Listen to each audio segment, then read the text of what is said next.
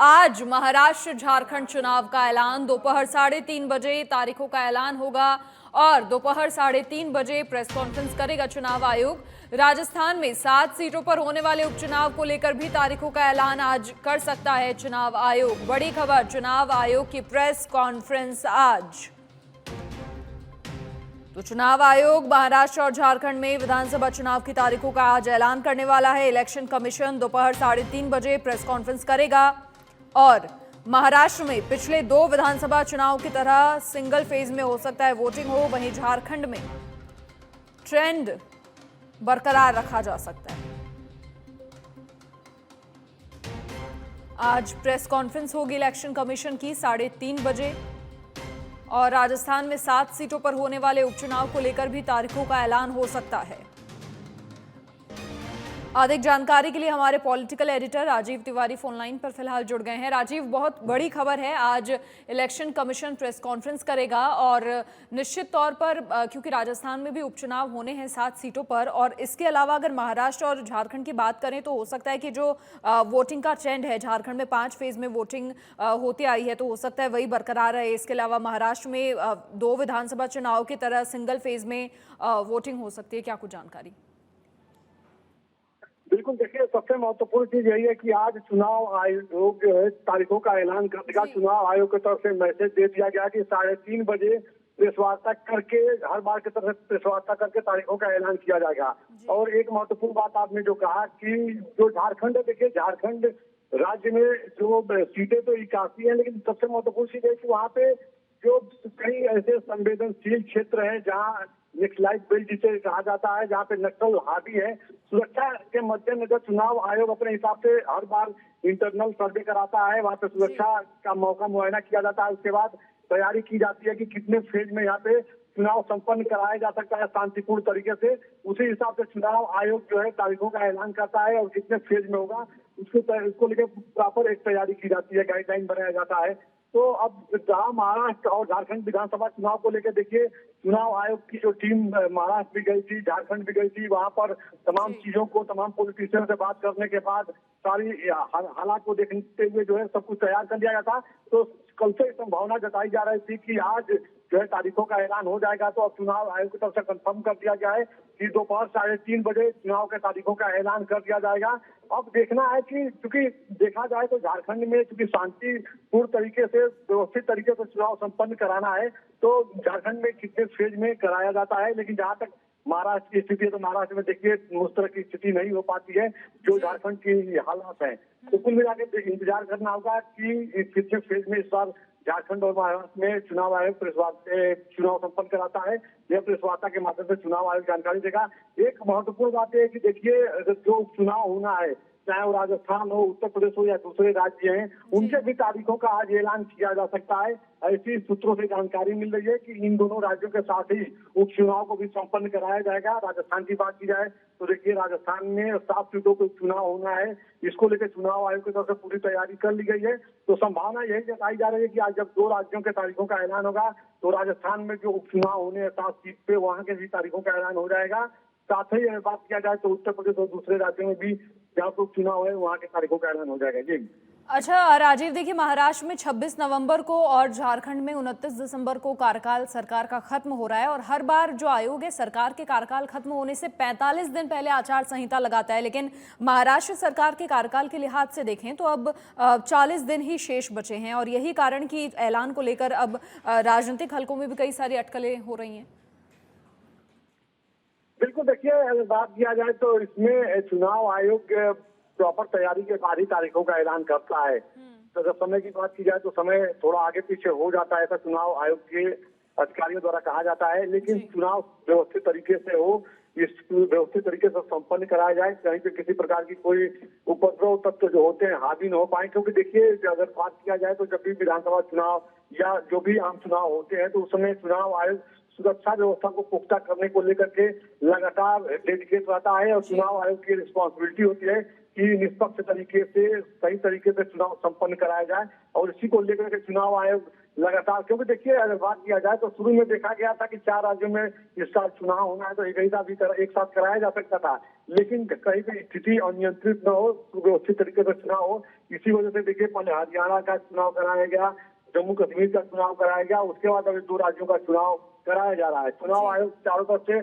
चार चौबंद कराने की स्थिति में जब हो जाता है, सुरक्षा व्यवस्था सुरक्षा एजेंसियों से बातचीत कर ली जाती है, पूरा प्रॉपर रोड मैप तैयार हो जाता है, उसके बाद तारीखों का ऐलान किया जाता है। कुल मिलाकर देखा जाए तो देखिए राजनीतिक हलकों में तो लंबे समय से चर्चाएं चल रही थी कि जल्द से जल्द विधानसभा चुनाव हो, क्योंकि देखिए सभी राजनीतिक दल, चाहे भारतीय जनता पार्टी हो या कांग्रेस हो या एनसीपी हो या शिवसेना उद्धव ठाकरे गुट हो या एकनाथ शिंदे गुट हो, ये सभी लोग चुनाव में जाने के मोड में है और सब पूरी तरह से अपने तैयारी में है, पूरे दमखम के साथ चुनाव लड़ने में है।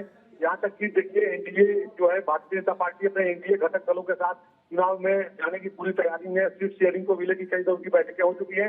लगभग सभी राजनीतिक दल जो है अपने हिसाब से पूरा तैयारी कर लिए हैं और बयान यही देते कि हम तैयार है चुनाव के लिए। तो अब 8 तारीखों का ऐलान हो जाएगा। जी देखिए, लगातार तमाम पार्टियों की ओर से तैयारी भी की जा रही है राजीव। इसके अलावा क्योंकि महाराष्ट्र में महायुति यानी शिवसेना, भाजपा, एनसीपी, अजीत पवार गुट की जो सरकार है, एंटी इनकम्बेंसी और 6 बड़ी पार्टियों के बीच जो बंटने वाले वोट हैं, उन्हें साधना कहीं ना कहीं पार्टी के लिए बड़ी चुनौती होने वाली है।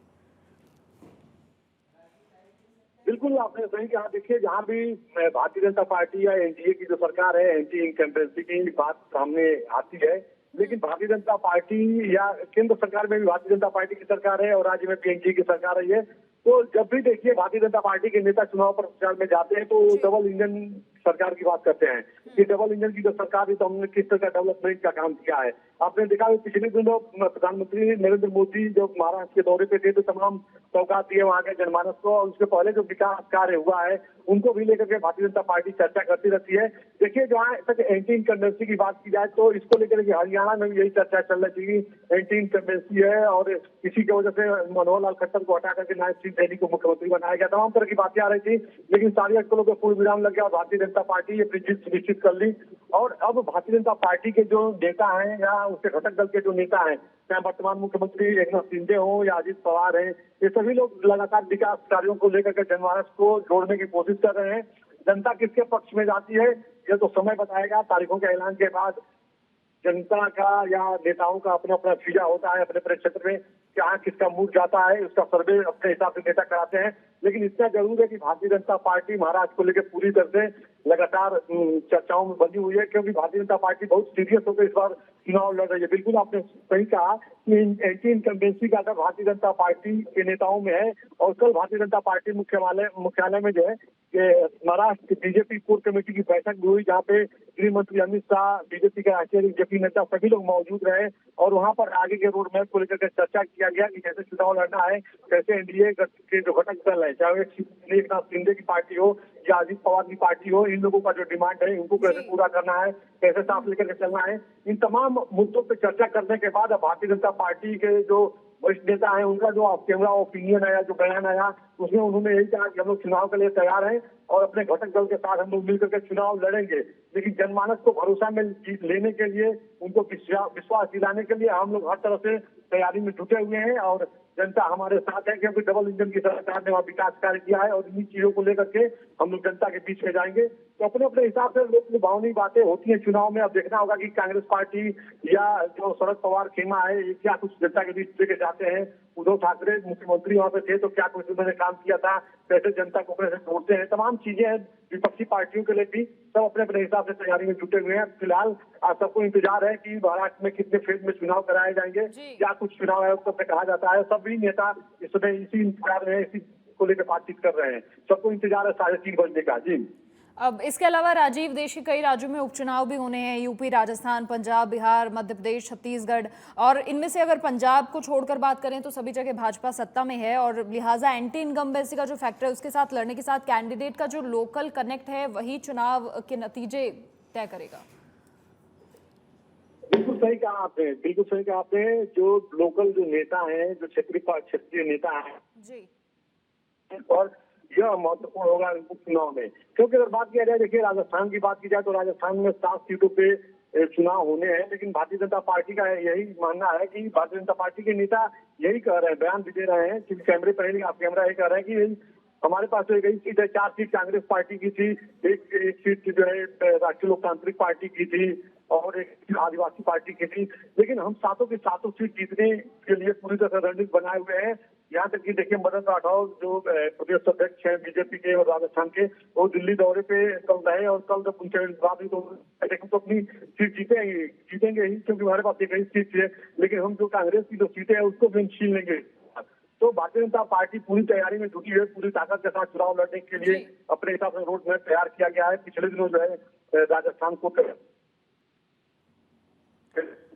नड्डा के घर पर जहाँ गृह मंत्री अमित शाह थे, प्रदेश के प्रभारी राधा मोहन अग्रवाल थे, प्रदेश अध्यक्ष मदन राठौर थे, मुख्यमंत्री भजनलाल शर्मा थे, ये सभी लोग मौजूद थे। और भी Rajasthan core committee, BJP core committee के नेता मौजूद थे। सभी लोग ने अपने हिसाब से बातों को हम लोग का परफॉर्मेंस कैसा रहेगा, प्रदेश सरकार को गठित किए भी 9 से 10 महीने में तो उनका जो कार्य प्रणाली रहा, जनहित में जो काम किए गए हैं, तमाम जो चीजों को लेकर के, चाहे किसान सम्मान निधि बढ़ाने की बात हो या युवाओं को रोजगार देने की बात हो, भजनलाल सरकार ने जो किया है उसको हम लोग लेकर जनता के बीच जाएंगे। तो तैयारी में पूरी तरह से जुटी हुई है भारतीय जनता पार्टी, चाहे वो चुनाव हो या चुनाव हो। अब देखना है कि भारतीय जनता पार्टी कहाँ कहाँ कमल खिलाने में सफल होती है। बीजेपी के नेताओं का तो ये दावा है कि हम इस बार जीतेंगे, बेहतर करेंगे पिछली बार से, क्योंकि देखिए लोकसभा चुनाव में भारतीय जनता पार्टी का जो परफॉर्मेंस था वो बहुत सम्मानजनक नहीं रहा, क्योंकि भारतीय जनता पार्टी ने स्लोगन जो दिया था, नारा जो दिया था कि अब की बार 400 पार, उसको पार नहीं कर पाई भारतीय जनता पार्टी, 240 पे सिमट कर रह गई। तो अब बीजेपी अपना परफॉर्मेंस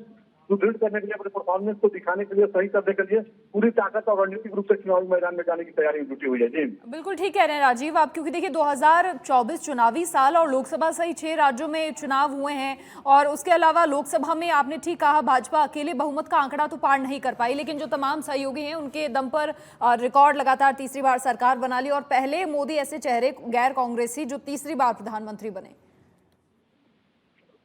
बिल्कुल, देखिए यह बड़ी उपलब्धि है भारतीय जनता पार्टी के लिए, क्योंकि पंडित जवाहरलाल नेहरू जो देश के पहले प्रधानमंत्री, उनके बाद ये दूसरे व्यक्ति हैं जो तीसरी बार प्रधानमंत्री पद की शपथ लिए हैं। और उन्होंने स्लोगन भी दिया था, जनता से भी वादा किया था चुनाव में जाने से पहले, लोकसभा चुनाव में जाने से पहले ही प्रधानमंत्री नरेंद्र मोदी ने कहा था कि एक बार और आप लोग हमको मौका दीजिए, क्योंकि मेरा जो लक्ष्य है 2045 तक विकसित भारत बनाना है। तो भारत दुनिया जिसे कहती है कि भारत विश्व गुरु था, लेकिन अब विश्व गुरु है, उस रोज पे हमको लेकर चलना है, उसके लिए रोड मैप तैयार करना है। तो हमने जो अभी तक काम किया है, हमको एक टर्म का और मौका चाहिए, ताकि हम दुनिया के जो तमाम 5 शक्तिशाली राष्ट्र हैं, आर्थिक दृष्टिकोण से जो शक्तिशाली राष्ट्र हैं, उन राष्ट्रों के बीच हम खड़ा हो सके और भारत को एक विकसित राष्ट्र बना सके। तो एक बार और मौका चाहिए। और जनता ने देखिए, भले ही कहा जा सकता है कि बहुमत के आंकड़ों को भारतीय जनता पार्टी नहीं छू पाई, लेकिन अपने सहयोगियों के हिसाब सहारे जो है भारतीय जनता पार्टी इस समय चल रही है, केंद्र में सरकार है और लगातार प्रधानमंत्री अपने विजन को लेकर के आगे बढ़ रहे हैं। इसमें देखिए अभी तक घटक दल के कोई भी नेता, एनडीए घटक दल के कोई भी नेता अभी तक सवाल नहीं करा किए गए प्रधानमंत्री नरेंद्र मोदी ने क्या अच्छा किया, क्या बुरा किया। सब लोगों की सहभागिता है, सब लोग प्रधानमंत्री के हाँ में हाँ मिला के चल रहे हैं। तो कुल मिला के कहा जा सकता है कि भारतीय जनता पार्टी का सब कुछ एलिजिबल है, लेकिन भारतीय जनता पार्टी के जो रणनीतिकार है, जो संगठन के जो काम देखते हैं लोग, उन लोगों को कहीं ना कहीं डर है कि कहीं भारतीय जनता पार्टी का ग्राफ न नीचे जाए। लोकसभा चुनाव के बाद से लोग पूरी से एक्टिव है और देखा जाए तो देखिए बहुत अच्छा नतीजा आया हरियाणा विधानसभा चुनाव में। लोकसभा चुनाव के बाद हरियाणा विधानसभा जो चुनाव हुआ है, जहाँ पे लगातार चर्चाएं थी कि कांग्रेस पार्टी जीत रही है। बिल्कुल, बिल्कुल राजीव ठीक कह रहे हैं आप। फिलहाल बहुत शुक्रिया आपका तमाम जानकारी साझा करने के लिए।